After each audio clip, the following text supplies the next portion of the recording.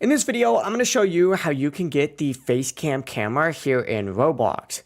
This is going to work on both mobile and PC, so no matter what device you're on, you can follow along. But before we do dive in this video, make sure to like the video and subscribe to the channel with all notifications on. It really does help the channel and lets us know that you want more content like this. We'd greatly appreciate it. But here's what you're going to want to do if you want to get that face cam camera here in Roblox. First things first, if you are on mobile, click more on the left-hand side because you're going to want to go into your settings. If you're on PC, just click on the settings gear and then hit settings just like so. Now within your settings menu, it's good to know that your account info section right here is going to be where Roblox stores your account's important information and basic setup stuff. But what you're going to want to do is actually go into privacy and content restrictions here on the left-hand side, because here you can actually manage who can interact with you, what features you can access, and new tools like the camera. Select communication on this tab and you're going to see a little camera input section here. Go ahead and select that and it's going to be ticked off automatically. What you're going to want to do is actually tick it on just like so, and it's going to automatically save. What this is going to do is make sure that Roblox can use your device's